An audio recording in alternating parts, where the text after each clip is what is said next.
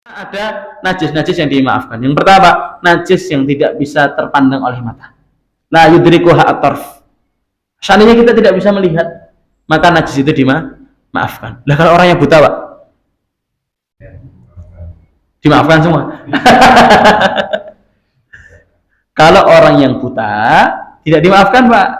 Harus ada orang yang beritahu. Contoh, ada si A buta. Si B ngasih tahu, tadi lo pakaianmu kena najis. Nah itu.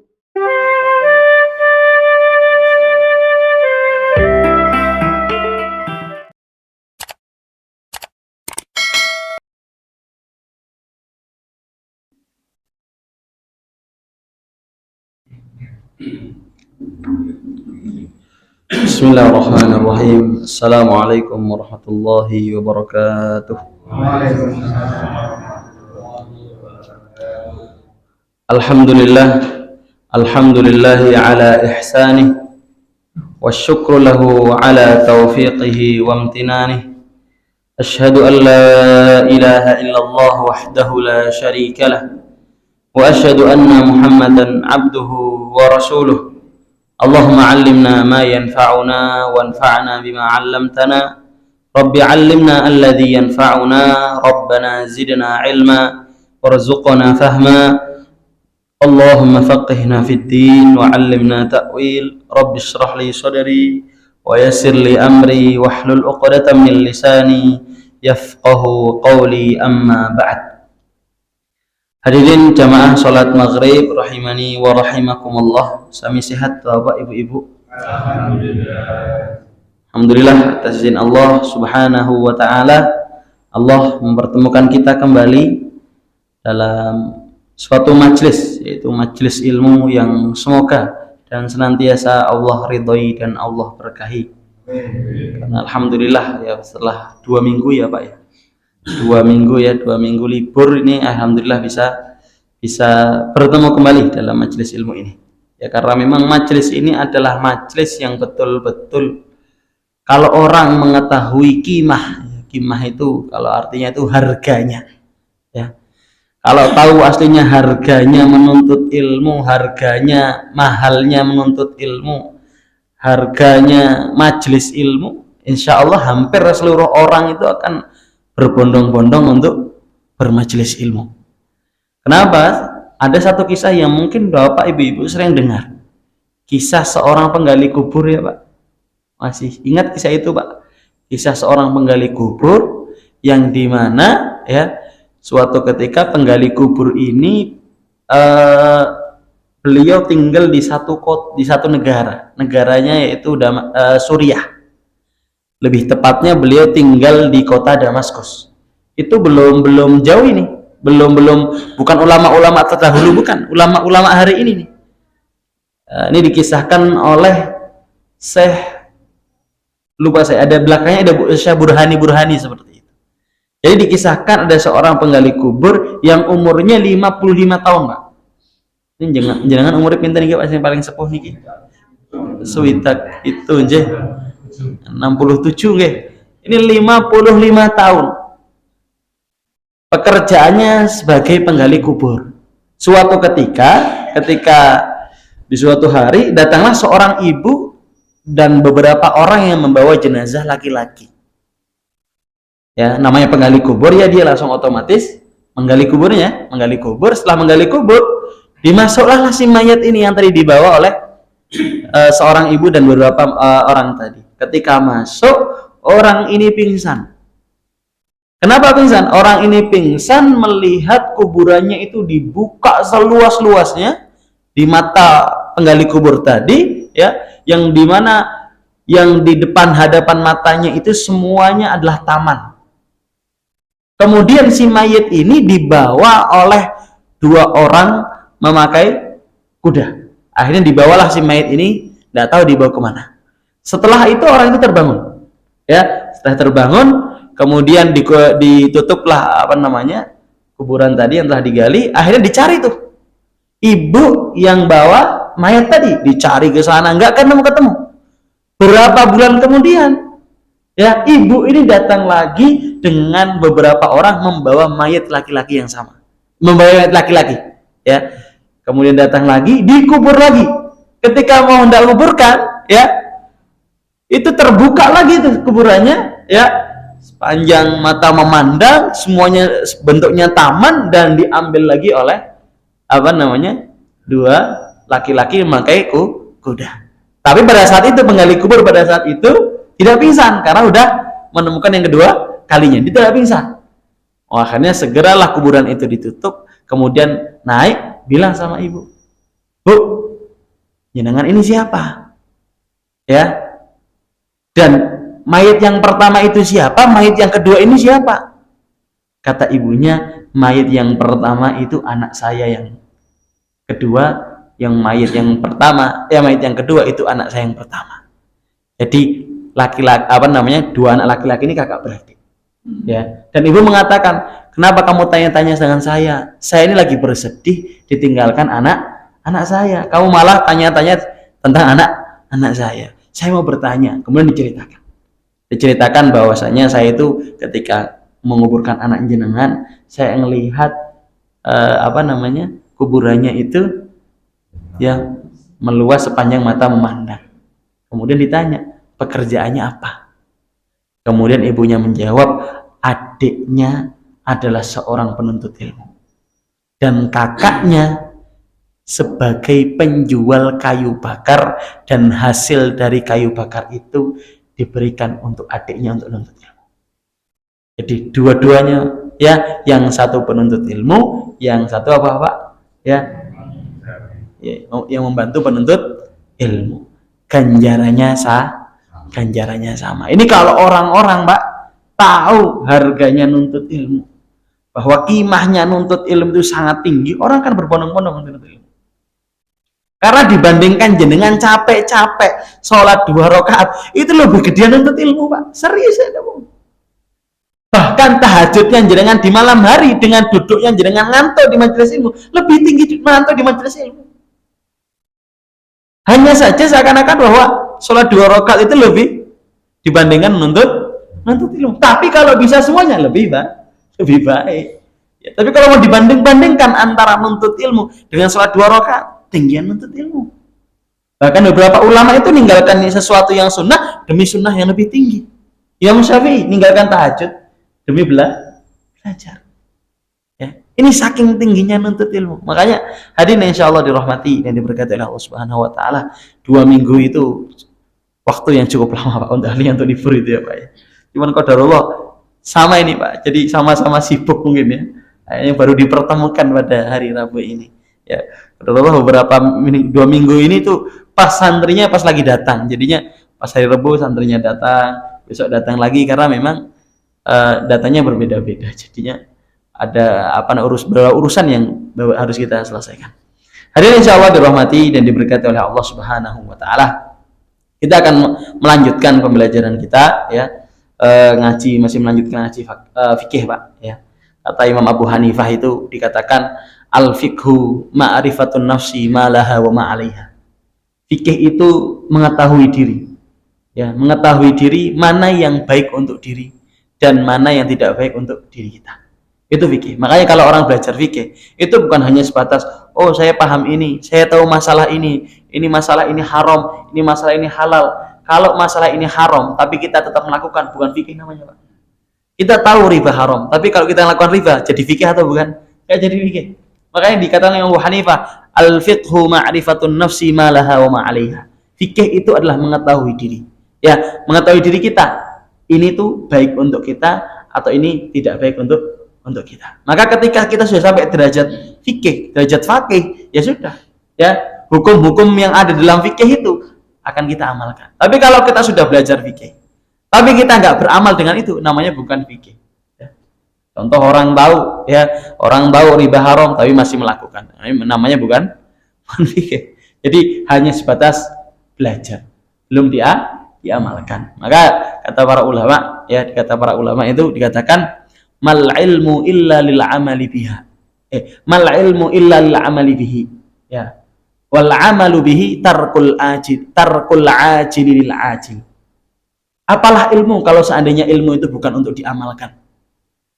Dan mengamalkan ilmu, yang dimaksud dengan mengamalkan ilmu atau beramal dengan ilmu adalah tarkul ajil lil ajil, meninggalkan dunia untuk mengharapkan akhirat. Itulah yang dimaksudkan dengan beramal dengan ilmu. Maka hadirin yang insya Allah dirahmati dan diberkati oleh Allah Subhanahu wa Ta'ala, semoga pertemuan kita ini sebagai pertemuan yang bisa memompa kita kembali dalam bermajelis ilmu, ya, bisa memompa kita kembali dalam terus beribadah kepada Allah Subhanahu wa Ta'ala dengan ibadah-ibadah yang cerdas. Ya, kadang-kadang cerdas itu hanya butuh beberapa ibadah tapi pahalanya banyak. Jangan sampai udah capek-capek pahalanya sedikit. Jadi harus benar-benar jadi orang cerdas. Hari ini insya Allah dirahmati dan diberkati oleh Allah Subhanahu wa Ta'ala. Kita melanjutkan, ya, kemarin sampai mana ya Pak? Kalau tidak salah sampai permasalahan air ya Pak ya? Air ya. Ini seingat saya Pak ya, sampai sini nomor 3. Ini permasalahan, ya, ada air mutlak nih. Air mutlak kemudian berubah. Ya, air mutlak kemudian berubah. Jadi yang pertama, ya, kemarin sudah kita sampaikan. Ya, sudah kita sampaikan, ya. Yang pertama adalah kalau ada air mutlak. Ini ada air mutlak Pak, ya, air mutlak ukurannya misalkan 500 liter, ya. Kemudian setelah itu air ini berubah, ya, air ini berubah. Misalkan kemasukan apa, tai cicak ya Pak, misalkan ya, ya, tinta gitu. Ini yang kemasukan yang sesuatu yang najis dulu, misalkan kemasukan apa namanya, kemasukan bangkai gitu ya. Kalau seandainya dia kok banyak, misalkan airnya itu banyak, kemudian kemasukan bangkai, ya, akan tetapi perubahannya sedikit, bukan perubahan yang banyak, maka dia tetap menjadi air mutlak, masih dalam keadaan suci. Tapi kalau seandainya udah 500, tetap airnya banyak 500 liter, akan tetapi hampir seluruh air ini apa? Berubah. Airnya jadi bau, kemudian warnanya berubah, rasanya berubah, maka tidak jadi air mutlak lagi, tapi jadi air mutanajis. Jadi ada air yang najis, ada air yang mutanajis. Kok bisa dinamakan air mutanajis? Kalau air mutanajis berarti dia bisa disucikan. Ya, gimana cara nyucikannya Pak? Kalau dihilangkan berarti hilang dong. Gimana cara nyucikannya? Nyucikannya dengan ditambah air lagi. Karena air itu memiliki sifat apa? Membersihkan, ya, memiliki kekuatan untuk membersihkan temannya sendiri. Ibaratnya ini ada air, ini satu air nih, masukkan ya. Kalau kita masukin air terus kan kotornya bersih ya, keluar lah. Cara membersihkannya seperti itu. Ya, tidak perlu dibuang. Ya, itu air. Sampai sini bisa dipahami ya Pak ya. Kalau seandainya ada air, kemudian kok banyak, ya, banyak itu berapa ukurannya? Nanti kita akan sebutkan, ya. Kita sebutkan 250 liter, ada yang menyebutkan 500 liter, ya. 250 liter juga bisa, 500 liter juga bisa. Kemudian perubahan yang sedikit. Mana sedikit apa? Tidak begitu banyak. Kalau perubahan tidak begitu banyak, maka tidak masalah. Tapi kalau perubahannya banyak, ya, rasanya berubah, baunya berubah, maka tidak lagi menjadi air yang mutlak, akan tetapi menjadi air yang mutanajis. Hari ini insya Allah dirahmati dan diberkati oleh Allah Subhanahu wa Ta'ala. Kemudian begitu juga kalau seandainya air yang banyak tadi kemasukan sesuatu yang suci, ya, masukkan air yang suci. Contoh ada air 250 liter Pak, kemasukan apa namanya, marimas. Ya, biasanya itu kalau di YouTube itu kan biasanya ada tuh yang masak-masak jumbo-jumbo itu ya. Sekarang ada air dibuat apa, es apa itu, ya, es apa gitu tuh dikasihin marimas gitu ya. Ya, kemudian kalau seandainya berubahnya fahish, berubahnya adalah secara menyeluruh, maka itu tidak lagi disebut air mutlak, ya, tapi air yang suci tapi tidak mensucikan, tapi boleh diminum, ya, itu boleh diminum. Kemudian selanjutnya, ya, ini sudah selesai. Sekarang kita akan masuk beberapa permasalahan yang sering terjadi Pak. Ya, permasalahan yang pertama, kalau seandainya ada air nih, ya, itu kemasukan kayu. Contoh kita sering itu kan kalau di sumur itu ya, ada air kemasukan kayu, ya, atau kemasukan daun, Pak, ya, kemasukan daun. Jadi misalkan ini air, terus kemasukan kayu tuh, ya. Kemudian pertanyaannya, kalau seandainya air ini buat wudhu, boleh atau tidak? Walaupun berubah? Boleh. Boleh atau tidak? Boleh. Ya, karena apa? Karena dia bukan mukhalid, namanya mujawir. Mujawir itu bisa kita pisahkan antara kayu dengan air. Tapi kalau seandainya kecemplungan mari, Mas, nggak bisa buat itu. Itu bedanya. Ya. Atau kemasukan daun. Daun yang jatuh, Pak, sama itu. Masukkan daun kemudian berubah. Bisa nggak buat wudhu? Bisa. Karena itu mujawir. Mujawir itu apa? Bisa dipisahkan. Beda dengan mukhalid. Mukhalid itu menggabung jadi satu, Pak. Mukhalid itu contoh misalkan air kasih mari mas, itu namanya mukhalid, gabung jadi satu. Tapi kalau mujawir itu kadang-kadang cuma nyemplung, bisa kita pisahkan. Nah, yang bentuknya seperti itu kenapa? Tidak masalah. Tetap menjadi air mutlak, kecuali kalau mujawirnya sama batang, itu beda lagi. Ini kalau mujawirnya dengan apa? Dengan kayu atau dengan apa? Dengan daun. Ini nggak masalah. Tapi kalau dengan apa? Dengan batang, bangkai, wah ini nggak bisa. Ya, kita lihat dulu banyak atau sedikit yang pertama, kemudian yang kedua ya berubahnya banyak atau sedikit, kemudian kita lihat airnya berapa jumlahnya. Yaitu kalau kecampur dengan, kalau kena mujawirnya dengan batang. Hadirin insyaallah dirahmati dan diberkati oleh Allah Subhanahu wa taala. Permasalahan yang kedua, sama kita sebutkan. Kalau at-taghayyuru bil asiri waz za'faran wal kuhli wal usnan yadur li'annahu mukhalitun idza tawaffarat baqiyatus syurut. Kemudian yang kedua, kalau seandainya ada air itu berubahnya dikarenakan tadi, karena jus, karena tinta, karena apalagi, Pak? Karena teh dan lain sebagainya. Di sini kan yadur. Yadur maknanya apa? Tidak bisa untuk bersuci. Kenapa? Karena mukhalid, karena gabung. Beda kayak kayu tadi, ya. Karena kayu itu mujawir, bisa dipisahkan. Ini yang kedua. Kemudian yang ketiga, Pak, permasalahan yang ketiga, kalau seandainya berubahnya dikarenakan bil mukti wat turab, berubahnya dikarenakan lamanya air. Contoh nih, ada satu rumah, kemudian di dalam rumah itu ada satu bak. Orangnya pergi ke Jakarta, merantau sampai misalkan 1 bulan, ya kan ada air tuh di dalam bak itu. Kemudian airnya berubah, masih bisa dipakai? Masih bisa dipakai nggak? Masih bisa dipakai, walaupun berubah nanti. Ya, dikatakan di sini at-taghayyuru bil mukti la yadur. Jadi kalau ada air dia berubah karena lama tidak dipakai, itu tidak masalah untuk bersuci. Beda lagi kalau seandainya lama karena kemasukan batang atau kemasukan apa, ini pasti udah nggak bisa. Akan tapi kalau air banyak, ya walaupun nggak banyak nggak apa-apa, kemudian lama nggak kita pakai, nggak masalah, itu tetap bisa untuk bersuci. Ini yang pertama. Yang kedua, kalau seandainya bercampur dengan tanah, ya bercampur dengan tanah, ini juga sama, tetap dia suci. Kenapa? Karena tanah juga suci, bisa untuk disucikan. Jadi sama-sama suci, ini nggak masalah. Beda lagi kalau tanahnya bekas ada yang najis, ini beda lagi. Maknanya adalah tanah yang tidak ada najisnya. Ini juga boleh untuk bersuci. Kemudian selanjutnya, termasuk kalau seandainya berubah karena makorrihi wa mamarrihi. Makor itu berarti berubahnya dikarenakan ini. Apa? Tempatnya. Sama dikarenakan mengalir itu. Biasanya kan kalau air mengalir terus itu kan muncul lumut, ya. Atau kemudian karena sering dialirkan, biasanya muncul sesuatu dari tempatnya itu. Ya, dari tempat air itu. Kalau berubah dikarenakan dari tempatnya atau berubah dikarenakan aliran airnya langsung, maka ini tidak masalah. Tidak masalah untuk bersuci. Ya, jadi kadang-kadang sering itu di sungai, ya, terkhusus kalau di daerah-daerah Klaten itu, Pak. Ya, daerah Klaten itu kan tempatnya apa itu?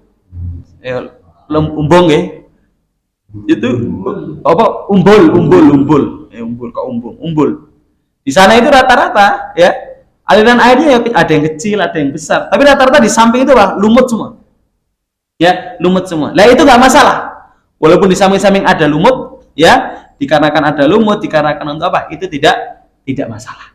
Termasuk kalau seandainya ya air yang kita miliki itu bercampur langsung dengan garam. Kalau seandainya kita mau ada air nih, kemudian bercampur dengan garam, ya, tapi dengan syarat garam yang cair. Garam yang cair berarti air laut. Ya, kalau garam masak nggak bisa, Bu. Ya, ini beda antara garam masak dengan garam yang asli air dari laut. Ya, air laut berarti contohnya kita punya air satu ember gitu ya, ketambahan air laut, ini nggak masalah. Tapi kalau sengaja dikasih garam, nah ini nggak bisa buat apa?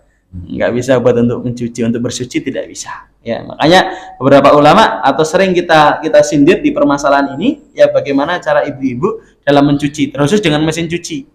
Ya, biasanya kalau kita di rumah cara pakai mesin cucinya adalah masukkan pakaian, ya, kemudian masukkan air yang bersih tanpa dicampur dengan apa-apa, tanpa bercampur dengan sabun, tanpa bercampur dengan apapun, kemudian diputarkan sebentar, Bu.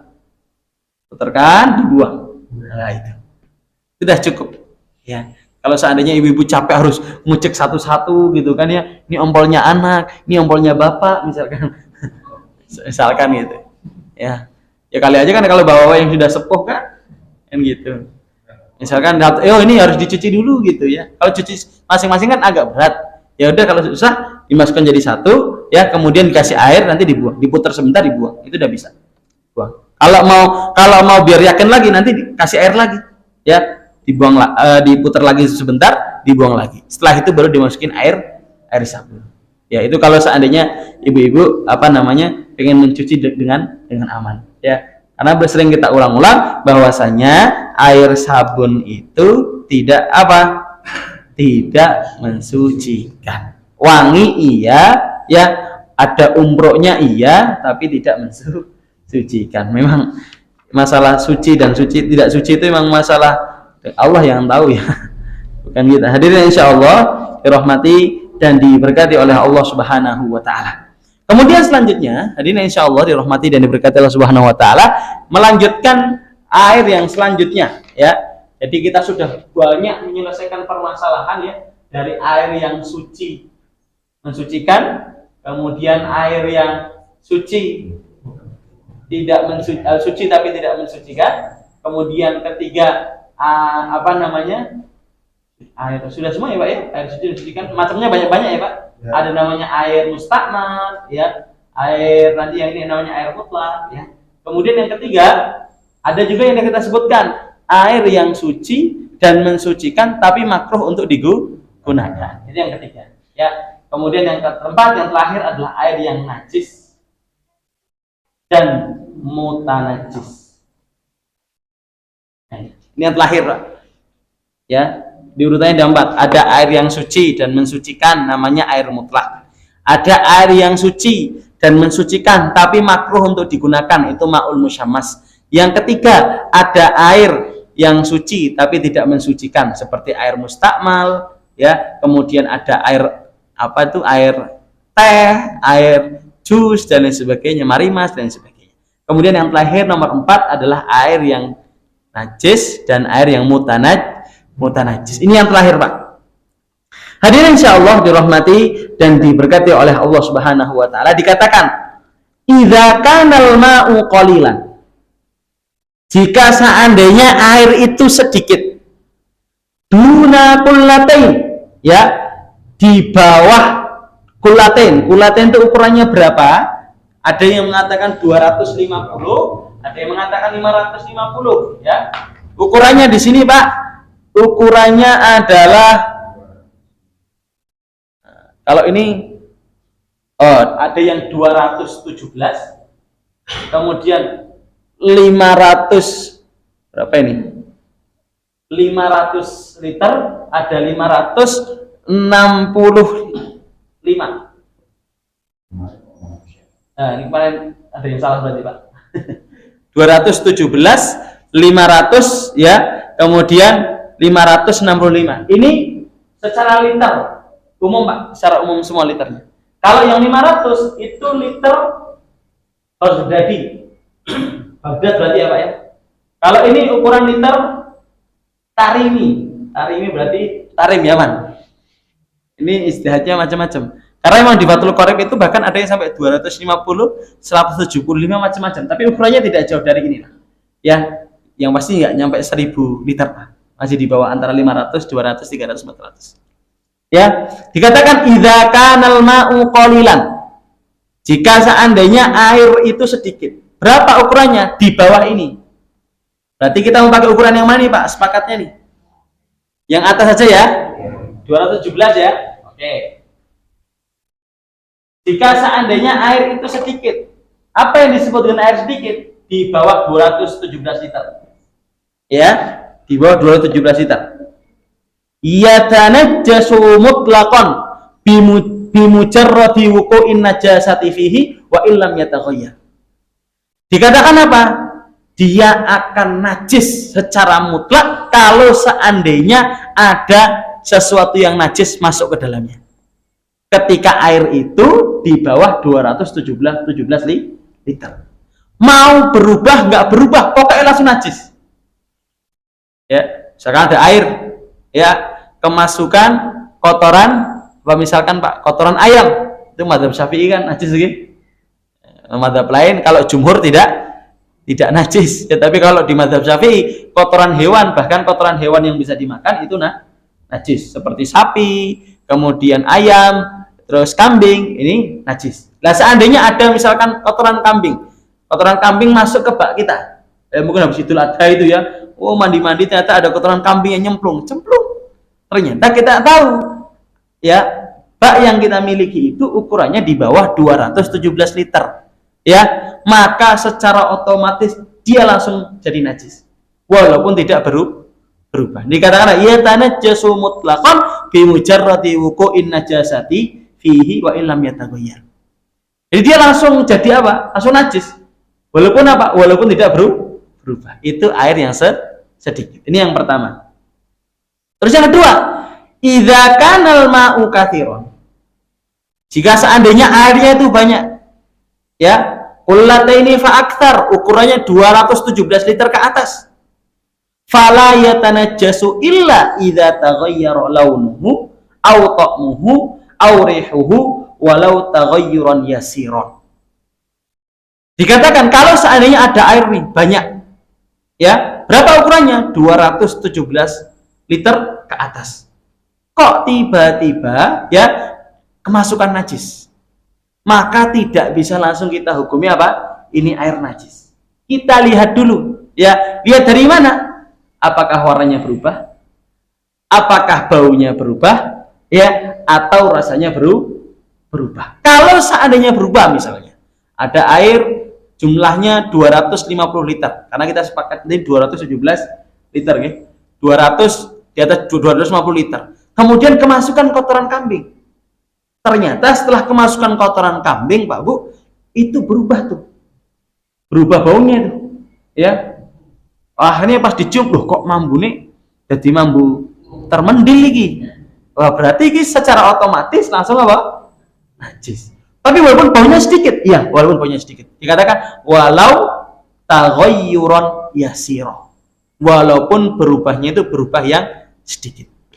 Ketika walaupun airnya banyak, kok berubah, walaupun berubahnya sedikit, itu langsung menjadi air mutana najis.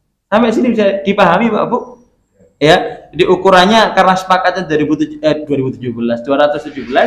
maka kita sepakati 217. Ya, kalau jenengan pakai dengan pendapat yang lain tidak masalah. Udahlah, nek kurang pitulas apa 217 kayaknya kaboten kan.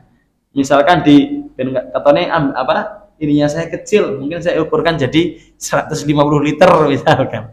Ya. Atau mungkin ada pendapat yang lain itu, ya. Ada pendapat yang lain. Memang kalau di Syafi'i, ya, itu memang banyak sekali pendapat, ya, untuk masalah ukuran berapa liter ukuran paling banyak air itu. Hadirin insyaallah dirahmati dan diberkati oleh Allah Subhanahu wa taala. Jadi kita sudah jelaskan bahwasanya ukuran liternya ya itu 217. Kalau di bawah ini kemasukan najis, maka dia jadi air yang najis. Kalau di atas ini kemasukan najis, maka kita lihat dulu warnanya berubah tidak, rasanya berubah tidak, baunya berubah atau tidak. Kalau itu berubah, maka sudahlah, berarti itu apa? Berarti jadi air yang najis. Hadirin insyaallah dirahmati dan diberkati oleh Allah Subhanahu wa taala. Kita lanjutkan, Pak, ya. Selanjutnya ini kalau masih air ya belum begitu seru, Pak. Makanya kalau udah masuk sholat kan biar praktek sekalian. Ya, setuju nggih, Pak? Nggih, sholat praktek nggih. Nggih, pokoknya biar sholatnya praktek iki salate nanti takutnya udah sholat lama ternyata urung bener wacaane kan, termasuk kayak tadi contoh ini ngapunten ini enggak apa saya ngomong ini ya, ngapunten ini contoh seperti di permasalahan adzan, nanti kan ada masalah sholat tadi ya, ada adzan dan iqamah, ini ada lafaz biasanya yang di masyarakat itu harokatnya salah ya, contoh Allahu Akbar, Allahu Akbar, itu bukan Allahu Akbar, tapi Allahu Akbaru. Nah, jadi sering di masyarakat itu Allahu Akbar, Allahu Akbar. Yang benar adalah Allahu Akbar, Allahu Akbar. Ini nanti sering akan kita teliti betul. Ya. Jadi jangan sampai ketika adzan ya masih, karena adzan ini termasuk nanti ya di pembahasan sholat juga ini. Nanti ada adzan dan iqamah. Ini pembahasan yang sangat penting juga. Jadi yang sering terjadi di masyarakat adalah masih sering harokatnya itu dirubah jadi fathah. Karena kenapa? Karena Allahu Akbar itu kan sifat dari Allah. Allahu Akbar. Niki domah berarti niki kudu domah. Nggih, niku nek teng ilmu bahasa Arab kados niku nek badhe nyifati sesuatu, harokat niku kudu sami. Nggih, contoh asline Muhammad misalkan. Muhammad niku ganteng, nek teng Indonesia kan mboten harokat-harokatan nggih. Muhammad ganteng kan beda niku. Tapi teng Arab mboten. Harokatnya kudu sami. Muhammadun jamilun. Niki domah. Niku nek beda nyifati. Nggih. Contoh lagi apa? Aisyah tu jamilatun misalkan. Aisyah ini ku cantik. Nggih. Tapi kalau kalau di bahasa Indonesia kan nggak ada harokatnya, jadi tinggal Aisyah ayu gitu kan. Cuma kalau di bahasa Arab itu harokatnya sama. Aisyah tu ya jamilatun. Ini sama-sama domah nih. Ini indahnya bahasa Arab gini, Pak. Ya, makanya dalam bahasa Arab nggak boleh ini Allahu Akbar, nggak boleh Allahu Akbar. Ya, kalau dia fathah harus ada alasan kenapa dia harokatnya fathah. Itulah bahasa Arab. Ya, makanya nanti kalau adzan kita benar-benar teliti lagi ya. Allahu Akbar, Allahu Akbar. Allahu Akbar, Allahu Akbar. Ya, kalau mau dipisah semua. Allahu Akbar, Allahu Akbar. Kalau mau dipisah. Nanti yang kedua juga dipisah. Allahu Akbar, Allahu Akbar gitu. Kalau mau digabung semua. Allahu Akbar, Allahu Akbar. Allahu Akbar, Allahu Akbar gitu. Gabung semua, pisah semua. Ya, nanti ada ukurannya. Hayya kayak hayya 'alal falah. Ada jangan sampai hayya 'alal falah. Artinya terus beda emang kayak. Emang nanti kalau saya sudah masuk materi-materi itu enaknya memang praktek, Pak. Kayak sholat Allahu Akbar, mana yang perlu kita ucapkan, mana yang tidak perlu kita ucapkan. Jadi kan praktek ya. Nanti tinggal milih, kalau seandainya di situ babnya memang memilih ya tinggal dipilih. Mau takbirnya kayak gini ya silahkan. Nanti prakteknya silahkan ya, Pak ya. Nah, saja memang kita perlu praktek. Ya karena emang ini kan memang ilmu praktek.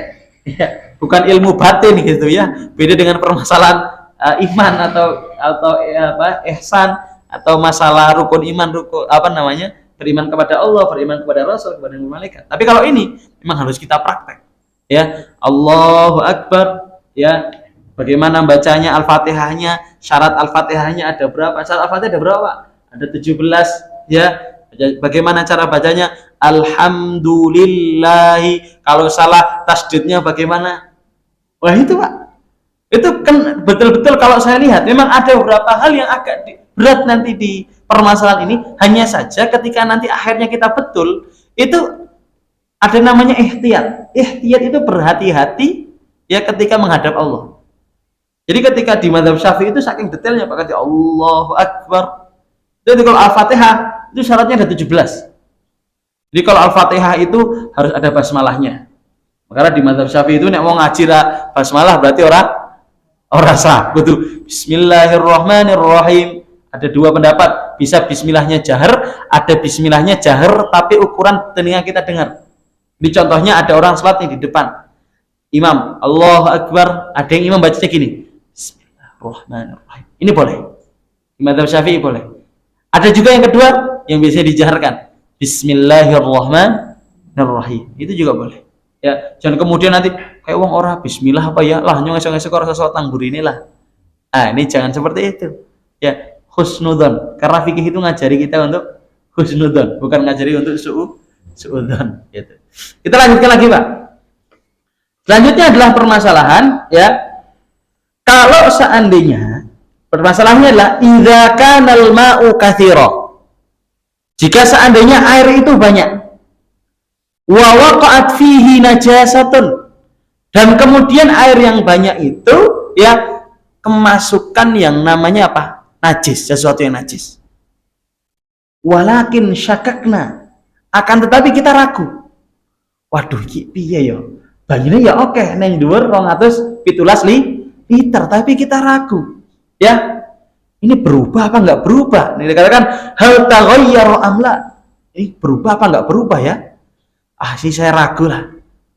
Maka katanya fahal tajuzut taharatu bihi. Apakah ketika kita ragu, apakah kita boleh bertoharah dengan air yang kita ragu tadi?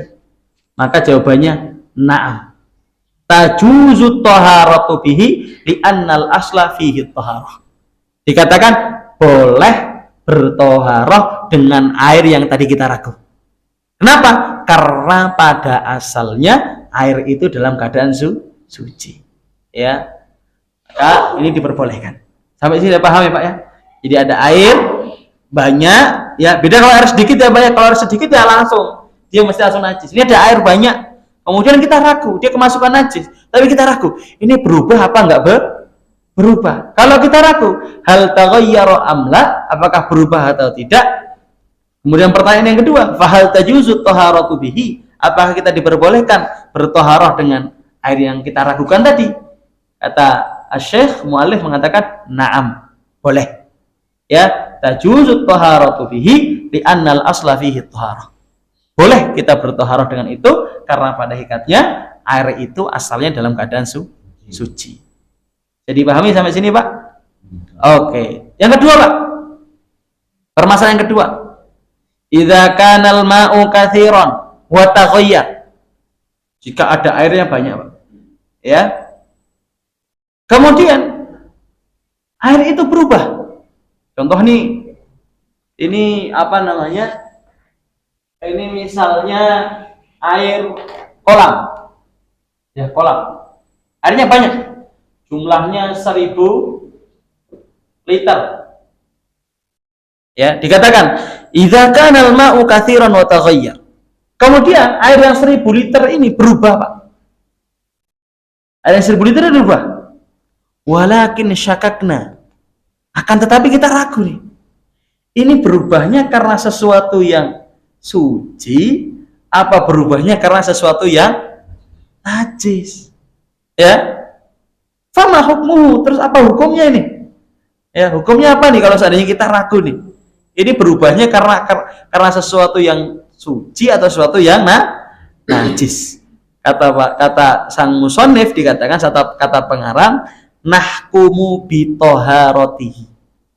Maka kita hukumi dengan suci. Ya, li'annal asla fil ma'it taharah. Karena pada asalnya air itu suci. Nah ini jawaban Pak. Tapi aja ragu terus, Pak. Oh, kita gawe ragu ae lah, edok-edokan ragu iki gitu. Ya, jangan edok-edok ragu, ya. Kemudian permasalahan terakhir, Pak, yang nomor 3 yang terakhir. Idza kana al-ma'u katsiran. Jika air itu banyak, di atas 217 liter. Wa taghayyara binajisin. Dia berubah dikarenakan najis. Contohnya ada air banyak, Pak, ya. Kita tahu air ini yang 1000 liter ini berubah karena kemasukan batang. Misalkan batang sapi, misalkan apa yang wedhus gitu ya. Kemudian apa? Summa ba'da fatratin syakakna. Kemudian setelah beberapa waktu yang 1 bulan, Pak, 2 bulan, 3 bulan, kita ragu. Ini sudah berubah apa belum berubah ya? Itu kan dulu kemasukan batang apa? Batang kambing ini. Ya. Terus apa nih hukumnya? Ini boleh bersuci dengan ini atau tidak? Ya, kemudian kata para ulama mengatakan nahkumu binajasatihi. Ya, kita menghukumi dengan najis. Li'annana tahaqqaqna an-najasah. Ya, kenapa? Karena kita sudah menghukumi sebelumnya sebagai air ini sebagai air yang najis. Ini. Jadi 3 permasalahan, Pak, yang penting, Pak. Jadi kalau kita ragu, jawabannya tadi. Kalau kita ragu dikarenakan apa? Dikarenakan ini berubah atau tidak, ya. Ada air banyak, kemudian kemasukan najis, kita ragu ini berubah atau enggak berubah. Kita hukumi boleh bertoharoh dengan air tersebut. Kemudian yang kedua, airnya banyak, ya. Kemudian berubah air tersebut, tapi kita ragu ini air berubah karena sesuatu yang suci atau berubah karena sesuatu yang najis. Kalau kita ragu seperti itu, kata musannif, nahkumu bi thaharatihi, kita hukumi sebagai air yang suci, ya. Dan yang permasalahan yang ketiga yang terakhir adalah apa? Kalau seandainya air itu banyak, kemudian dia berubah karena apa? Karena sesuatu yang najis, ya. Setelah beberapa waktu kemudian dia bingung. Dia ragu, ini najisnya masih ada apa? Gak ada, ya. Kemudian dikatakan apa? Nahkumu binajasatihi li'annana qad tahaqqaqna an-najasah.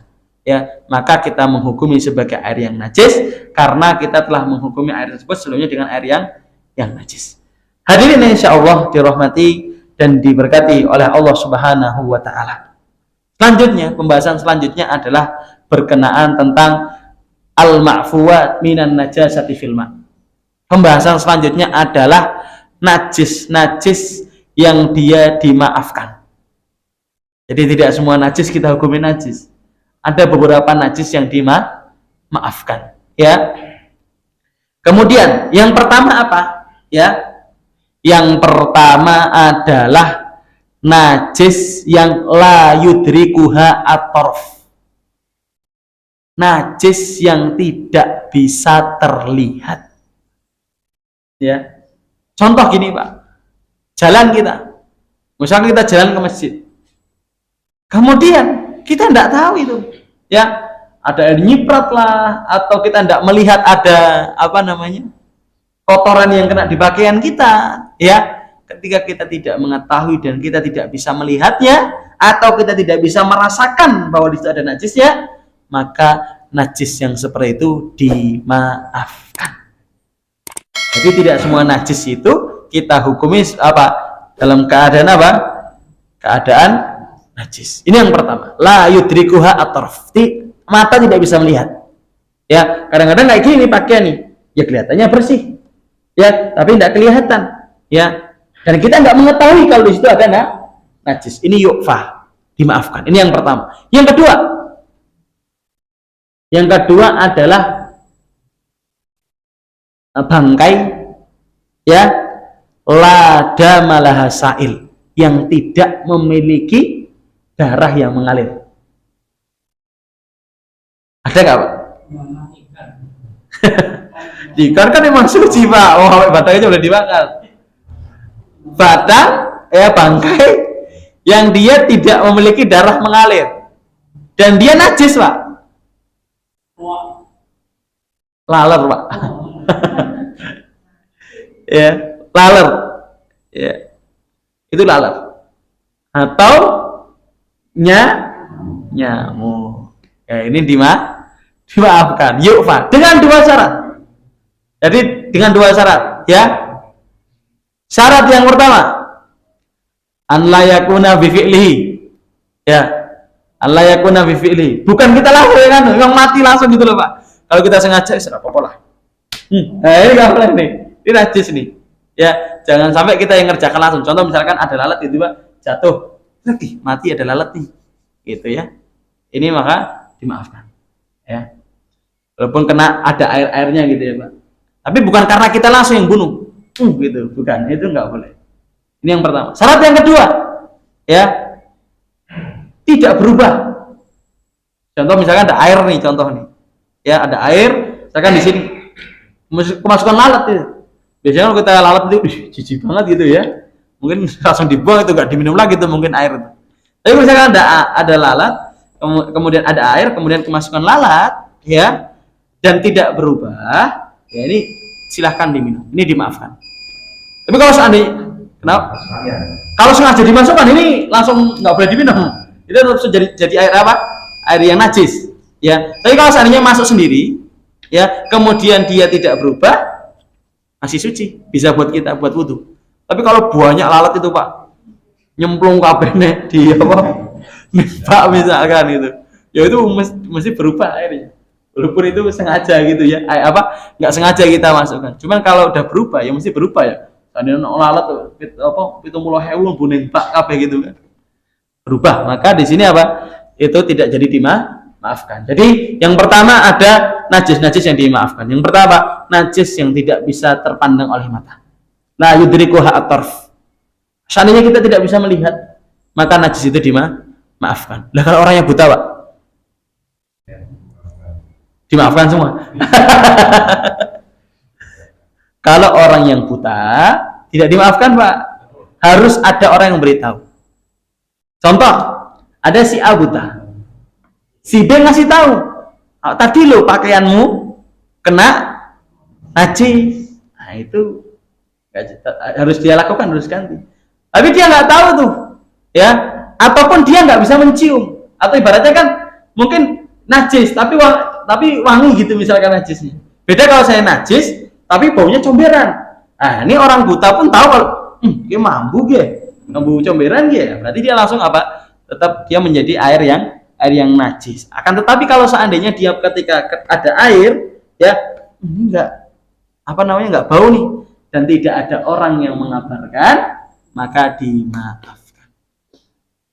Beda kalau dia merasakan seandainya kok iki nemplek apa gini lagi kok ya nek sing nemplek apa ki tai lincung apa ngono kan enggak tahu. Jadi pas ditempel kok wah kayak tai lincung, dicium. Wah, ini tai lincung iki.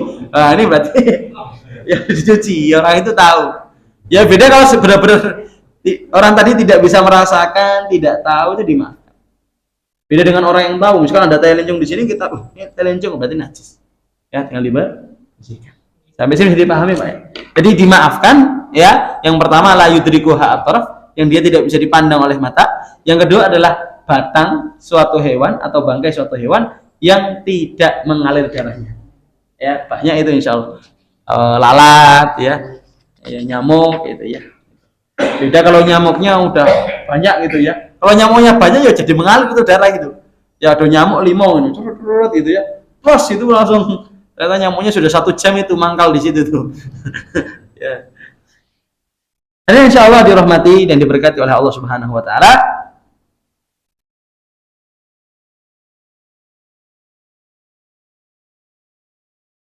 Ya. Begini yang ini bisa saya sampaikan bahwasanya rangkai atau ringkasan yang bisa kita sampaikan yang pertama bahwasanya ya ukuran air. Ukuran air kullatain itu ukurannya 217 liter. Kalau di bawah itu kalau kena najis otomatis dia langsung kena najis. Ya. Kemudian kalau di atas itu kita lihat warnanya berubah atau tidak, baunya berubah atau tidak, rasanya berubah atau tidak. Kemudian itu permasalahan air. Kemudian permasalahan yang dimana tadi kalau seandainya ada air banyak kemudian kita ragu, itu paling sering, Pak. Ya, apalagi air itu udah air yang kita lihat itu kadang-kadang udah sering kita tinggal, misalnya sudah kita habis mudik, datang lagi ke situ, pulang dari mudik kita lihat ini baknya suci apa enggak suci nih, ada ada kotoran, cicak atau enggak dan lain sebagainya, itu memang sering terjadi.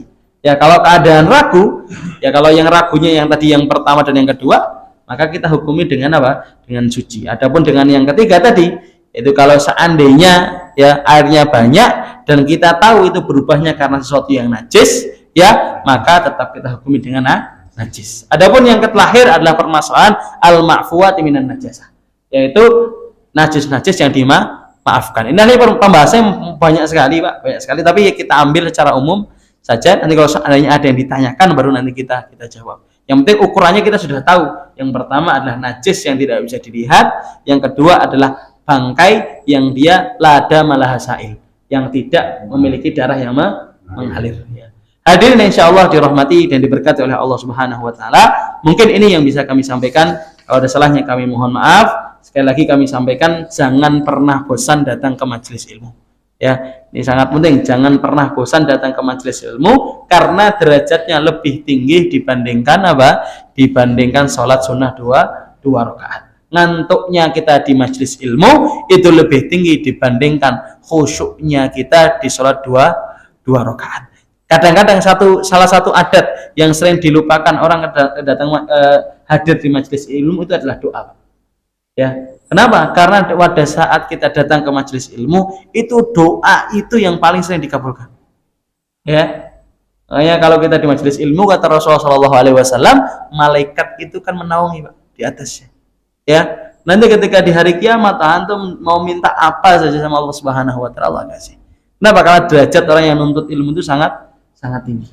Makanya ketika ditanya di dalam kitab Ta'limul Muta'allim itu dikatakan ya sesuatu yang sangat kurang itu adalah ketika kita melihat seseorang yang mampu untuk beribadah tapi dia tidak berusaha untuk beribadah. Jadi kata musannif itu, saya tidak pernah melihat aib manusia yang dimana aib ini sangatlah buruk. Yaitu apa? Orang yang diberi kemampuan sama Allah Subhanahu wa taala untuk beribadah, tapi dia tidak beribadah kepada Allah Subhanahu wa taala. Ya, kita bisa melihat dari mana Ustaz orang itu mampu beribadah? Selama jenengan hidup berarti jenengan diberikan kemampuan. Sudah. Selama jenengan hidup berarti jenengan diberikan kemampuan. Contohnya tadi, ya, orang yang rela meninggalkan pekerjaannya untuk kembali menjadi penuntut ilmu. Ya, orang ini, Pak, umurnya 55 tahun. Di sini ada yang 67 tahun tadi ya, Pak, ya, paling tua ya. Ini 55 tahun berhenti bekerja jadi tukang gali kubur, kemudian niat dari awal belajar lagi abata, niat dari awal ngaji jurumiyah, bina, kontrol korib, takrib dan lain sebagainya, mulai dari awal lagi. Umur 80 jadi alim. Wah. Kang cita-cita terus alim boten iki. Jadi memang betul-betul rela meninggalkan pekerjaannya demi tadi. Karena langsung di hadapan wajahnya bagaimana kimah menuntut ilmu.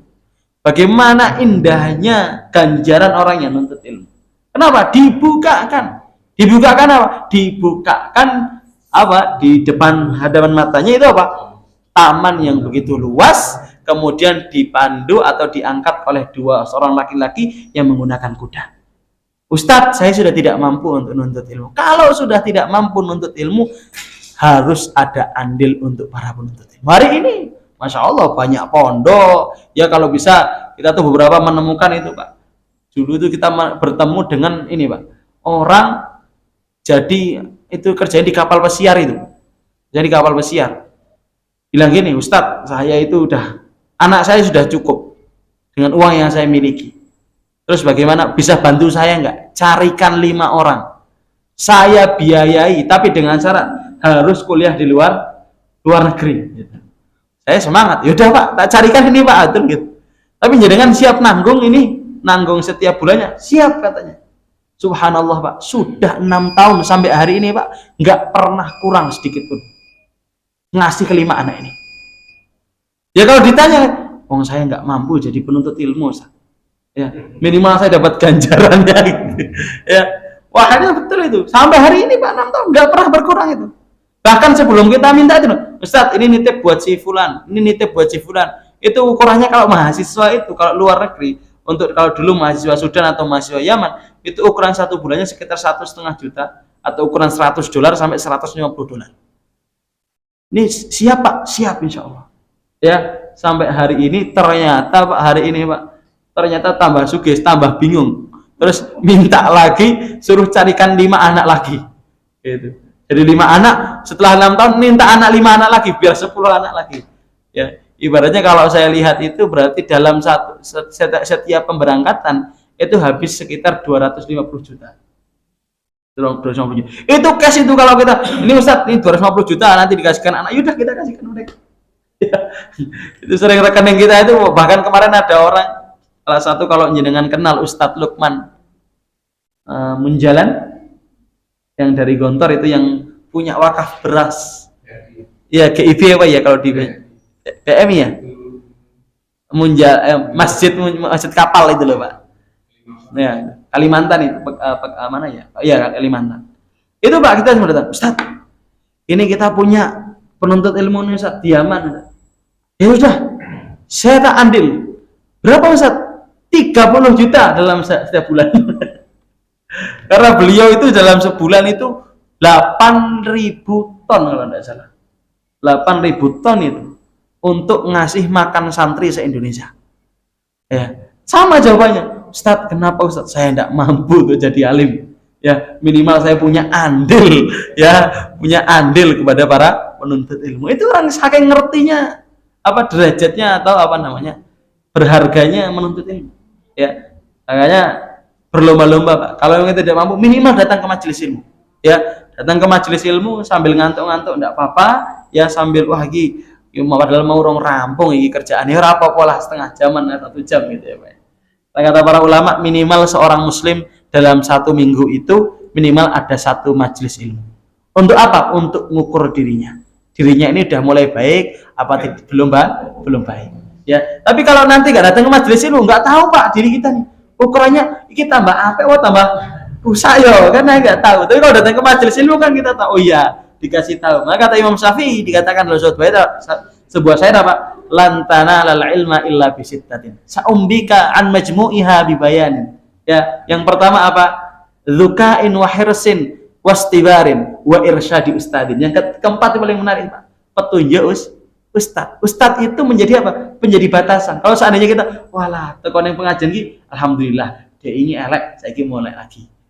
Minggu depan, elek meneh, gara-gara datang ke majelis ilmu, apik meneh, gitu Pak. Itu memang majelis ilmu gunanya seperti itu, untuk pas mulai elek, tekan yang majelis ilmu, mundak meneh. Gitu. Itu gunanya majelis ilmu, agar kita selalu mendapatkan apa?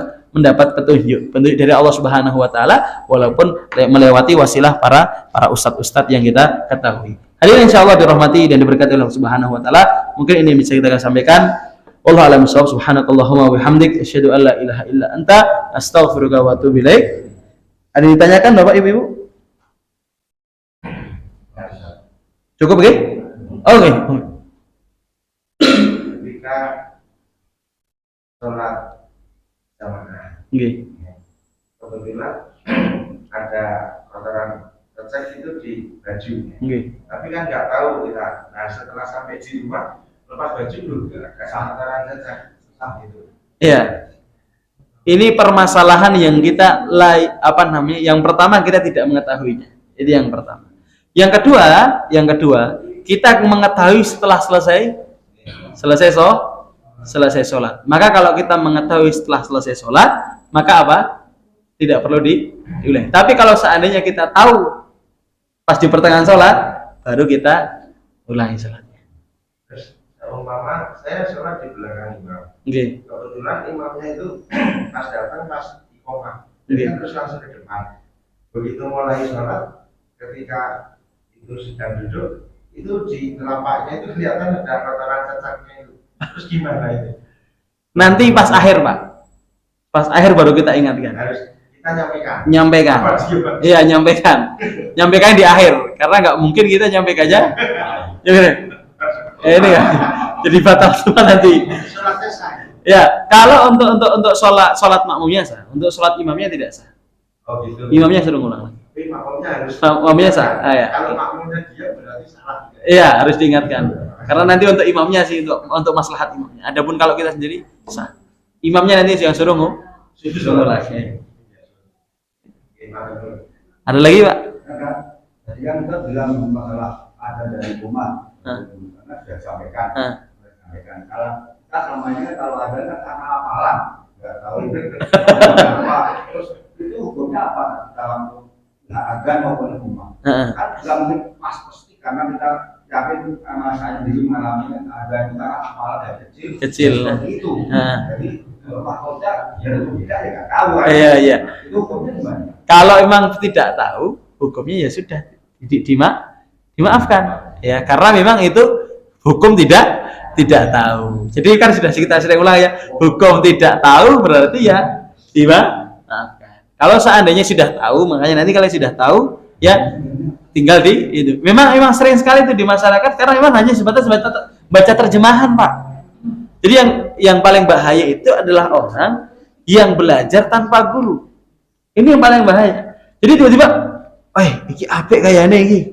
Ya, jebule karena tidak semua yang terharokat di dalam buku itu sama, Pak. Kemarin saya menemukan satu kitab waktu ngaji sama anak-anak itu, kalimatnya seperti ini.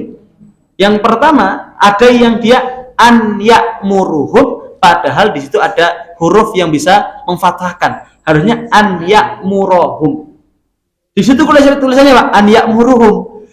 Kalau dia belajar cuma baca buku, kemudian lihat terjemahan, disampaikan ke orang, sesatnya kan kemana-mana, Pak. Ya, akhirnya kalau ada guru kita dibenarkan. Ini an ya'muruhum, bukan an ya'muruhum itu. Makanya yang hari ini sering terjadi adalah tadi anak kecil diajari hanya lewat terjemahan atau lewat buku yang sudah ada harokatnya. Maka kalau hukum yang tadi itu nggak masalah kalau ketika kita tidak mengetahuinya. Memang saya secara jujur saja, Pak, tadi. Ya kadang-kadang kalau sudah seperti itu saya langsung sampaikan, Pak, sing sebenarnya Allahu akbaru gitu. Allahu akbaru. Nah, harokatnya seperti itu. Kalau mau dipotong berarti Allahu akbar gitu. Nah, gitu. Kalau mau digabung berarti Allahu akbar. Gitu.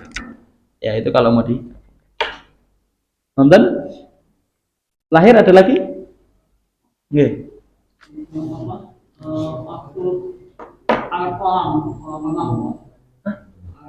Oh, air kolam renang. Bisa mensucikan. Ukurannya berapa?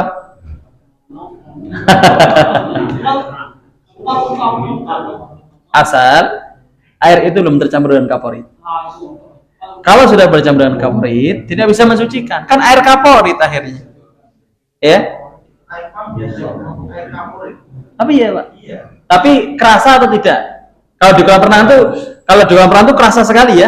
Kalau kolam renang tuh sampai kadang-kadang rambut betul-betul sampai apa namanya? Sampai kaku gitu. Terus kalau sumur itu kadang-kadang kan musim hujan karena airnya keruh. Enggak masalah. Dikasih kaporit ya. Kalau dia tidak berubahnya adalah tidak berubah yang faiz. Berubahnya bukan perubahan yang banyak, ini nggak masalah. Kalau di PAM itu yang saya tahu, dia nggak berubah yang banyak. Dia hanya memurnikan tapi tidak ada rasanya. Jadi tidak ada rasanya kadang-kadang juga nggak ada baunya juga. Beda lagi kalau di kolam renang itu sampai bau, sampai rasanya juga kadang-kadang gimana gitu. Makanya kalau air kolam renang, kalau dia dicampur dengan kaporit dan berubahnya itu berubah yang banyak, itu nggak bisa mensucikan. Gitu.